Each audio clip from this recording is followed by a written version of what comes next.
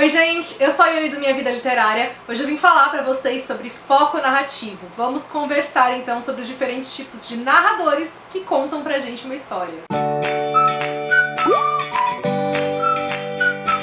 Esse vídeo não é focado apenas em pessoas que escrevem e que, portanto, precisam entender os diferentes tipos de narrativa para compreender suas limitações, o que pode ser feito ou não na hora de se contar uma história. É focado também para qualquer pessoa que lê, porque a narrativa é um aspecto muito importante na maneira de como a gente vai interpretar uma história, de como a gente vai entender como essa história está sendo contada. Por que eu resolvi fazer esse vídeo? Porque é muito comum quando a gente está falando de histórias e tal, a gente simplesmente falar de narrativa em primeira pessoa ou narrativa em terceira pessoa, como se existissem apenas esses dois grupos e não houvesse diferença dentro de cada um desses grupos, como se tivessem subdivisões. Nem toda narrativa em terceira pessoa é do mesmo jeito, nem toda narrativa em primeira pessoa é do mesmo jeito. E é muito comum também a gente ver comentários do tipo, uma narrativa em terceira pessoa é sempre mais distante do personagem, ela fica mais distante de quem tá lendo. A narrativa em primeira pessoa é mais intimista. Não necessariamente, a narrativa em primeira pessoa de fato é mais intimista, mas não significa que a narrativa em terceira pessoa vai ser sempre distante assim. Enfim, achei que seria então interessante a gente conversar um pouquinho sobre isso. Para falar dos diferentes tipos de narradores, eu tô me baseando então aqui na tipologia do Norman Friedman, que fica disponível também no texto Foco Narrativo da Lígia Chapini Moraes Leite. Vocês podem encontrar então com mais detalhes as informações que eu tô passando no vídeo, no segundo capítulo então do livro dela, que é justamente focado nessa tipologia do Norman Friedman. Bom, vamos começar então falando das narrativas em terceira pessoa. Eu vou falar de 4 tipos então que estão distinguidos nessa tipologia do Norman Friedman. A primeira dessas narrativas em terceira pessoa que a gente tem é a do autor onisciente intruso. É aquele narrador que está contando uma história, portanto ele não participa ativamente daquela história, ele não é um personagem, a gente identifica como uma narrativa em terceira pessoa, mas esse narrador, ele não consegue se controlar. Ele é aquele narrador que precisa ficar dando pitaco no que está acontecendo. É aquele narrador que mostra para o leitor o tempo todo que existe uma figura contando essa história, que ele está presente ali. É um narrador muito comum dos livros do Machado de Assis. Sempre que a gente fala de autor onisciente e intruso, o primeiro nome que surge na nossa cabeça é o Machado, porque os narradores em terceira pessoa dele têm essa característica. Por ele ser onisciente, então ele tem consciência de tudo sobre a história, ele conhece os personagens, se passa na cabeça deles, e ele tá nessa posição então de narrar pro leitor os acontecimentos. Uma característica importante que a gente tem aqui é que o que predomina nessa narrativa são os pensamentos e sentimentos de quem está narrando, não de quem está sendo narrado. São as percepções do narrador, então, que vão falar mais alto na história, quase como se ele fosse aí uma visão divina sobre os fatos. Indo para o outro tipo, a gente tem o narrador onisciente neutro. A diferença para o primeiro tipo é que nesse caso a gente não tem essa voz que está o tempo todo se anunciando, dando pitaco. É essa voz, então, que se interpõe entre os fatos, os personagens e quem está lendo, mas não é uma voz que se anuncia, uma voz própria, que tem pensamentos. Ela simplesmente vai narrar a história, então é uma narrativa mais objetiva. E ao mesmo tempo, por ser essa voz então que está externa, por cima, que tem essa visão ampla dos acontecimentos, ela não tem uma visão interna dos personagens, dos pensamentos.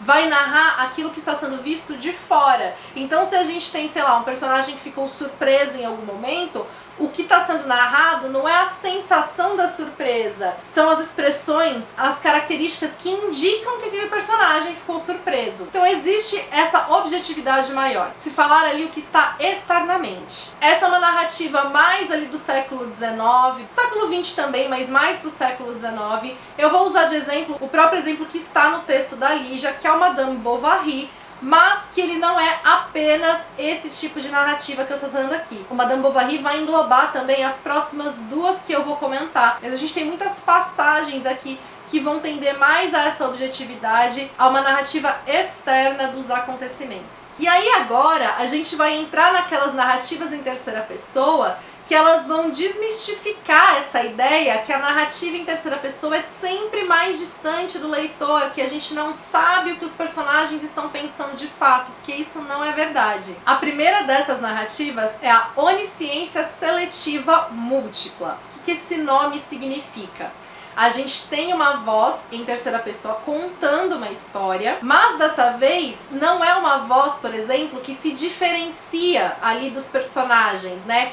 Como nos outros casos, que a gente tem essa voz entre os personagens e quem tá lendo. Agora é como se a gente tivesse a história sendo narrada saindo diretamente da mente dos personagens. Então é como se a gente não tivesse mais, né, essa figura narrativa, alguém entre o personagem e o leitor. É como se os personagens pensassem e a gente já captasse diretamente o que sai da mente deles. Por isso que a gente não pode falar que a narrativa em terceira pessoa é sempre mais distante, porque nesse caso a gente tem acesso ao que os personagens estão pensando. E, gente, essa é uma das narrativas mais comuns que a gente vai ter, né, nas obras hoje em dia. Quando a gente tá falando, né, do passar aí dos séculos, advento da psicanálise, pós-modernidade, com fragmentação do sujeito, a gente tem muito foco voltado pro eu, pra subjetividade de cada pessoa, individualidade, interioridade. Então isso aparece também na literatura, na forma de como a gente sempre tem essa tentativa, né, de expressar os nossos pensamentos e sentimentos. É muito mais difícil, então, a gente tá falando, né, de obras que vão simplesmente narrar o exterior. A gente tá muito focado no interior das personagens. E isso vai acontecer também através das narrativas em terceira pessoa. Nesse caso da onisciência seletiva múltipla, a gente está falando de diferentes perspectivas narradas numa mesma obra. Então a gente tem uma narrativa em terceira pessoa, mas ela vai acompanhar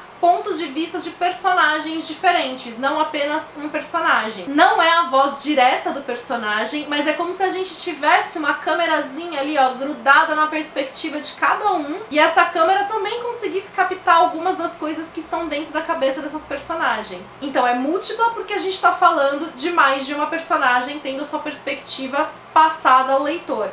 E ela é seletiva porque essas perspectivas diferentes, elas acontecem um momento de cada vez. É como a gente tem, por exemplo, o Acorda pra Vida Chloe Brown, da Talia Hibbert, em que a gente tem cada capítulo pela perspectiva de um dos protagonistas. Alguns pela Chloe Brown, alguns pelo Red Morgan. Mas quando a gente tem a câmerazinha, por exemplo, acoplada aí na perspectiva da Chloe, ela não vai, por exemplo, do nada passar pra perspectiva do Red. Então, no momento a gente tá vendo o que a Chloe tá pensando, no momento seguinte a gente tá vendo o que o Red tá pensando. Não, é um de cada vez. Por isso que é seletivo, apesar de ser múltiplo. Como que a gente faz esse recurso, então, de conseguir captar o que está na mente de cada personagem? A partir de, principalmente, do uso do discurso indireto livre. O que é isso? Vamos lá. Discurso direto, o que é? Fulano falou sobre o evento. Esse evento é Mara. É um discurso direto. A gente tem um narrador dizendo o que o fulano vai enunciar, a gente tem travessão e a fala do fulano. Discurso direto, a voz diretamente do personagem. O que é um discurso indireto? É quando a gente tem fulano falou que o evento era Mara. A gente tem o discurso do fulano, aquilo que o personagem falou, mas não é através da voz diretamente dele, é através da voz acoplada à narrativa, é o narrador que conta o que o fulano disse. E aparece essa expressão, fulano disse que. A gente tem aí enunciada a fala, ela só é apresentada de maneira indireta. E o que é o discurso indireto livre? É quando a gente tem, por exemplo, fulano estava no evento e o evento estava Mara. Eu não tenho aqui uma distinção de que fulano disse alguma coisa, de que fulano pensou alguma coisa, mas esse estava Mara é uma fala do fulano, é um vocabulário do fulano, não é um vocabulário do narrador, de quem está narrando. E isso já vem ali, ó, englobado no meio da narrativa, então voz de quem está narrando e voz de personagem se misturam. E aí, leitor que lute para conseguir perceber esses momentos de quem que é a voz narrativa, de quem está narrando ou se é do personagem. E é por isso que a gente pode se enganar muito, né, de achar que essa narrativa está sendo mais distante, porque não está explícito pra gente, né, o quanto a voz do personagem está embutida nessa voz narrativa. E aí vale dizer também, né, que essa onisciência múltipla seletiva, ela vai ser um pouco mais limitada do que a do narrador onisciente neutro, porque ela tá ali acoplada de acordo com a perspectiva de cada personagem, e cada personagem vai ter uma limitação daquilo que ele pode ver, daquilo que ele pode narrar. De novo, não que seja a voz diretamente do personagem, mas a perspectiva se limita, então, à perspectiva de cada personagem. E aí, similar à onisciência seletiva múltipla, a onisciência seletiva se diferencia da anterior porque ela não vai trazer aqui perspectivas de múltiplos múltiplos personagens, que acaba trazendo então uma visão mais ampla da história, porque a gente tem, né, diferentes perspectivas numa mesma história. Cada perspectiva vai ser mais limitada a seu próprio modo, mas como a gente tem várias, a gente acaba tendo um parâmetro, uma visão maior. Na onisciência seletiva apenas, a perspectiva vai se limitar a de uma personagem apenas, mas continua sendo utilizado o discurso indireto livre da mesma forma que no caso anterior. Um dos exemplos que eu gosto de pegar aqui pra mostrar é o Em Águas Profundas, da Patricia Highsmith, justamente porque esse é um livro com alto teor psicológico e a gente precisa estar muito atento a perceber, né, que essa voz narrativa traz a voz do personagem, do Vic, pra gente entender que tudo que está sendo narrado passa por esse filtro dele, das coisas que ele pensa. Então existe também aí um desconfiômetro da nossa parte. O que está sendo narrado é algo parcial, considerando que esse personagem é um personagem que a gente tem que ter um pé atrás. Eu vou ler um trechinho aqui pra vocês, em que mostra, né, um jeito fácil também da gente perceber quando está acontecendo discurso indireto livre. Então olha, Vic sabia que algumas pessoas achavam que Melinda mantinha o casamento por causa do seu dinheiro. E isso talvez fosse verdade até certo ponto, mas Vic não dava muita importância ao fato.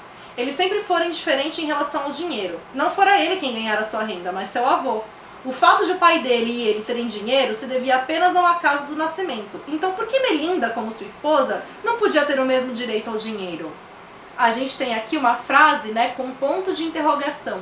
A pontuação é sempre um ótimo indicativo pra gente de que o discurso indireto livre está acontecendo, porque essa indagação, esse questionamento aqui, não é do narrador, é do Vic. É o Vic que está questionando isso. Então aqui a gente consegue perceber o pensamento do personagem, tendo aí a sua voz em meio à narrativa em terceira pessoa. E aí agora a gente vai para as narrativas em primeira pessoa. Algo importantíssimo que a gente precisa ter em mente é que as narrativas em primeira pessoa vão ser sempre limitadas, porque a gente sempre está falando de alguém que participa da história, contando essa história, e essa pessoa não tem acesso a todos os fatos do mundo. A gente não sabe o que está passando de fato na cabeça de outra pessoa, a não ser que outra pessoa conte pra gente. A gente não tem como ver coisas que fogem do nosso campo de visão. Então existe uma limitação na primeira pessoa por conta disso. Isso não significa também que todo narrador em primeira pessoa seja um narrador não confiável. A gente tem que partir da premissa de que até certo ponto a gente precisa confiar em narradores, senão a gente desconsidera tudo que esse personagem está contando. A gente pode começar a questionar tudo e achar que tudo ali é mentira, a gente não tem por que ler aquela história se nada do que está sendo contado é verdade. Essa limitação não implica em dizer que todo narrador é um narrador não confiável, ele só é limitado. Peço desculpas a vocês pela interrupção brusca aqui da imagem, mas acontece que o dia que eu gravei esse vídeo, semanas atrás, tive um pequeno problema técnico em que eu fiquei um tempão falando aqui pra câmera sem perceber que a câmera tinha parado de gravar. Aí quando eu percebi, eu voltei a regravar e tal, só que todo o trecho em que eu explicava e apresentava os narradores em primeira pessoa, eu me confundi e eu esqueci de gravar de novo. Eu achei que essa parte tinha sido registrada. E aí quando eu fui assistir a edição antes de subir o vídeo aqui pro YouTube, eu percebi que o vídeo ficou desfalcado. E aí tô aqui então fazendo a gravação pra poder, né, incluir no vídeo. Não tinha como fazer tudo idêntico, até porque, gente, eu cortei o cabelo nesse meio tempo, então não ia ter nem como eu tentar enganar vocês e fingir que eu tinha gravado tudo no mesmo dia. Mas antes de falar dos tipos de narradores aqui em primeira pessoa, eu vou só aqui pincelar como que a gente faz para perceber quando um narrador é ou não confiável. A gente tem que desconfiar de um narrador quando ele está conscientemente tentando manipular o leitor a fazer ele acreditar naquilo que ele quer.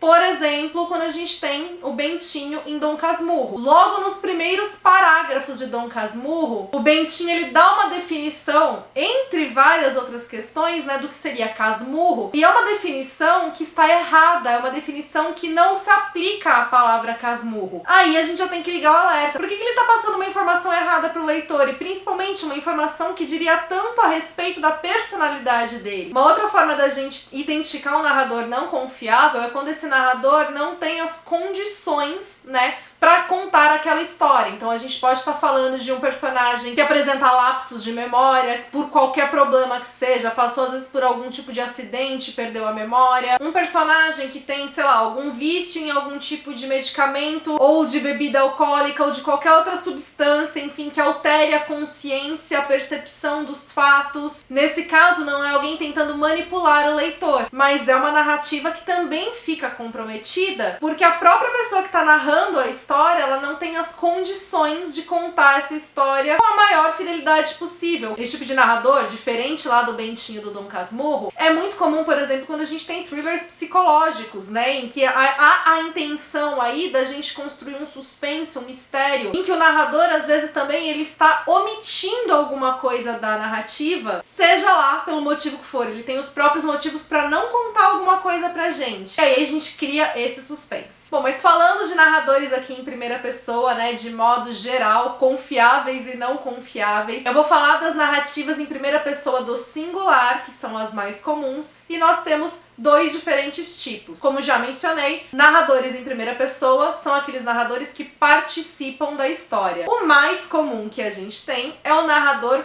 protagonista. É aquele que está contando a própria história, a própria jornada. Ele vai apresentar as questões de limitação que eu já mencionei aqui no vídeo. Pode tanto ser narrada enquanto essa história está acontecendo, que são as narrativas no presente, ou pode estar sendo narrado de algum ponto ali do futuro, às vezes um futuro bem próximo dos acontecimentos, do tipo, acabou de acontecer e o narrador está falando, ou ele está relembrando aquilo do momento já um tanto quanto distante daquelas memórias, que é quando a gente tem uma narrativa em primeira pessoa no passado. Eu podia fazer unidunité aqui na minha estante para escolher algum livro narrado em primeira pessoa, porque é uma narrativa extremamente comum. E a minha escolha foi Kinvert, da Octavia Butler, porque é um livro incrível, de uma autora incrível. Quem narra essa história é a Dana, e ela conta a história daquilo que ela viveu. São as percepções que ela tem enquanto ela vive tudo aquilo, e as emoções, os pensamentos, as incompreensões que ela tem desses acontecimentos como um todo. E esse tipo de narrador é o narrador mais óbvio. Sempre que a gente pensa em narrador em primeira pessoa, a gente pensa é o protagonista da história.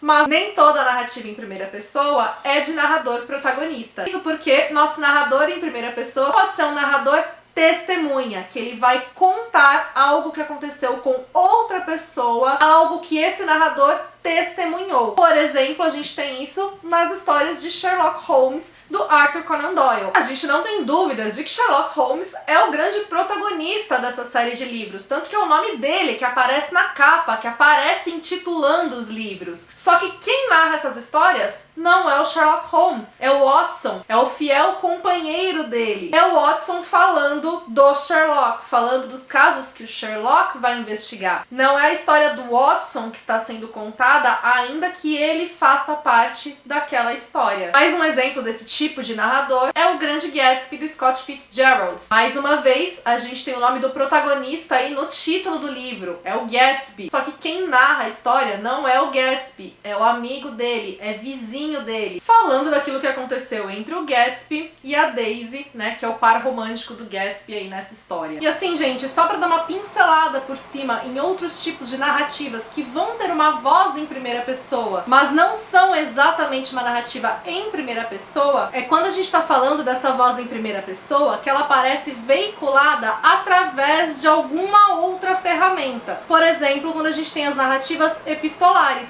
que são aquelas narrativas em formato de cartas. Aqui na Sociedade Literária A Torta de Casca de Batatas, o livro inteiro é narrado através da troca de cartas entre os personagens. Então a gente tem essa voz em primeira pessoa, mas não é um personagem em primeira pessoa contando diretamente para o leitor a história dele. Ele está conversando com este outro personagem e a história se desenvolve a partir disso. Essa diferenciação de não contar diretamente para o leitor, mas conversar com outro personagem, implica ainda, né, em outras limitações e ponderações que a gente pode ter a respeito da narrativa em primeira pessoa convencional, mas que aqui se fazem ainda mais presentes, porque a gente está falando, né, o quanto essa voz nessa carta, por exemplo, quer revelar sobre si para essa outra outra pessoa com quem ela tá conversando? Que outros fatores externos podem fazer com que essa narrativa se torne ainda mais limitada, que essa pessoa que está escrevendo a carta oculte mais coisas? E de novo, a gente também não tá falando, né, de fato da escrita de uma carta. Ela simula a escrita em carta, mas ainda assim é uma escrita ficcional, é uma escrita literária que vai procurar simular aquilo que a gente faz ao trocar correspondências com alguém. Nessa mesma linha, a gente tem, por exemplo, Daisy Jones and the Six, da Taylor J. Kingsread, em que a gente tem, né, essas vozes em primeira pessoa através de uma entrevista. Então as vozes estão contando suas próprias histórias, mas respondendo às perguntas que são feitas numa entrevista. A partir dessa condução, então, que uma entrevista faz. E aí a gente vai tendo, né, diferentes respostas se contrapondo conforme cada pessoa vai contar sua própria perspectiva, sua própria visão daquela história. E de novo, não é uma entrevista de verdade, é uma narrativa que simula uma entrevista. E eu falo isso porque é sempre importante da gente lembrar, né, que existe aí o autor por detrás, utilizando esses recursos para conduzir a história da maneira que ele quer. E aí, mais um exemplo disso é, por exemplo, uma narrativa em formato de diário, que eu vou usar de exemplo a minha novela A Filha Ideal, que é uma releitura da história da Jasmine, de Aladdin, em que a gente tem a Yasmin, então, contando suas impressões, revelando seus sentimentos para um diário, que é para quem ela sente que ela pode, né, contar as coisas que ela tá sentindo. E aí também porque é importante lembrar aqui que é uma escrita que simula a escrita de um diário e não é um diário de verdade. Num diário de verdade, a gente vai ter essa escrita que vai ser mais intimista, que vai revelar as nossas emoções. A nossa intenção não é contar uma história para alguém. Nesse caso de uma escrita que simula a escrita de um diário, a intenção continua sendo de contar uma história. Continua havendo a necessidade de envolver o leitor naquilo que está sendo contado. Então, inicialmente, né, cada início de capítulo ali, ele vai ter essa cara de como se fosse alguém escrevendo num diário, mas pouco a pouco aquilo vai se modificando e trazendo elementos que não apareceriam numa escrita em diário, como por exemplo a presença de diálogos ou descrição de cenas em vez de sumários narrativos. Pausa aqui, o que é uma cena e o que é um sumário narrativo? Sumário narrativo é um resumo. Por exemplo, fulano saiu de tarde para tomar café e depois foi jogar futebol. Eu estou narrando resumidamente como foi a tarde do fulano. Numa cena, ao invés de narrar resumidamente, eu vou mostrar para o leitor como foi a tarde do fulano. Então eu vou mostrar ele tomando café, o gosto que ele sentiu, se ele conversou com alguém, depois que ele saiu de lá e foi jogar futebol, quais foram as impressões, enfim, eu vou descrever aquela cena para o leitor se sentir inserido nela. E aí, nessa escrita que simula diário, é muito comum a gente ver o uso dessas técnicas de cena, de sumário, entremeadas aí a essa narrativa característica mais de um diário, porque a intenção é envolver o leitor e contar uma história que somente a escrita em diário não permitiria. Espero que o vídeo tenha sido útil, que tenha sido interessante. Já deixem os comentários e impressões de vocês aqui. Aproveita, deixa também a sua curtida nesse vídeo, isso ajuda demais na divulgação do meu trabalho. Pra quem é novo por aqui, seja bem-vindo, seja bem-vinda. Aproveita, se inscreve, ativa o sininho pra não perder nenhuma notificação. Me acompanha também nas demais redes sociais, por lá o nosso contato é mais próximo. Beijos pra todo mundo, até o próximo vídeo.